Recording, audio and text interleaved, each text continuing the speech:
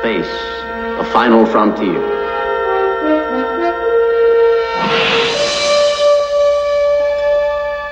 These are the voyages of the starship Enterprise.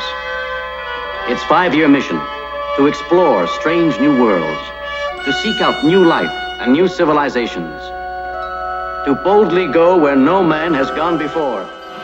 Star Trek, the original series, first aired in 1966 and played until 1969. Star Trek addressed many of the issues of the 60s.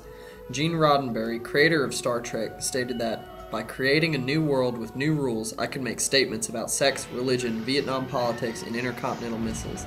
Indeed, we did make them on Star Trek. We were sending messages, and fortunately, they all got by the network." Most of Star Trek's episodes involved the crew encountering different worlds and having to resolve some social issues. Through all the episodes, Star Trek had a simple humanistic message: humanity will be okay. In the 70s, NASA even named its first space shuttle orbiter Enterprise after the starship on the show. The show featured the first interracial kiss between Captain Kirk or William Shatner and Lieutenant Uhura or Nichelle Nichols. Nichols almost left the show because of her frustration over her lack of lines, but Martin Luther King Jr. talked her out of the decision, stating that a black woman working in a place of power among whites helped to further their goals of racial equality. Like Star Trek, the Star Wars trilogy addressed several issues of the 1960s and 70s. With a classic good versus evil structure, Star Wars addressed issues such as communism and tolerance, and also launched the career of Harrison Ford, who would eventually become the highest paid actor in Hollywood. With an army of brainless drones and identical gray ships, the Galactic Empire represented communism. Villains such as Jabba the Hutt could possibly represent communism figureheads such as Fidel Castro and Nikita Khrushchev.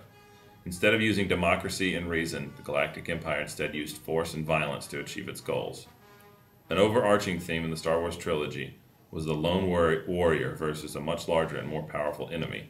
Luke Skywalker, the protagonist throughout Star Wars, attempts to single-handedly bring down the massive Galactic Empire.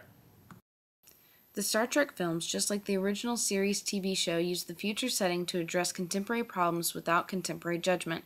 Star Wars had done so well at the box office that any other successful science fiction film seemed like a daunting task. But The Close Encounters of the Third Kind hit theaters in late 1977 and gave Paramount some confidence to back Star Trek the motion picture.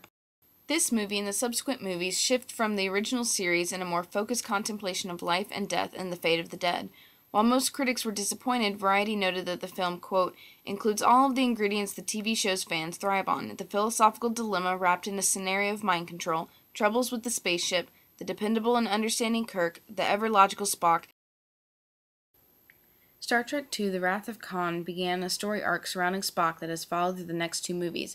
At the end of Wrath of Khan, Spock sacrifices himself to save the ship and its crew from destruction, transferring his Katra living spirit into Leonard McCoy.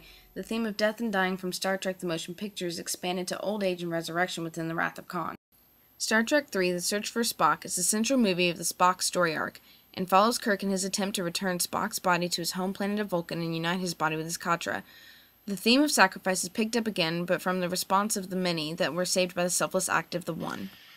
Star Trek IV: The Voyage Home follows the Enterprise crew returning home to face trial for their crimes committed in the third film. They arrive at Earth to find an alien probe attempting to contact the now extinct humpback whale. The crew travels to Earth's past, specifically 1986, to find the whales who can answer the probe's call. The Christian Science Monitor praised the film for giving audiences a view of their modern life from a different perspective, while simultaneously proving that a film does not need to have a murder, violence, or innuendo, or even a main villain for dramatic storytelling.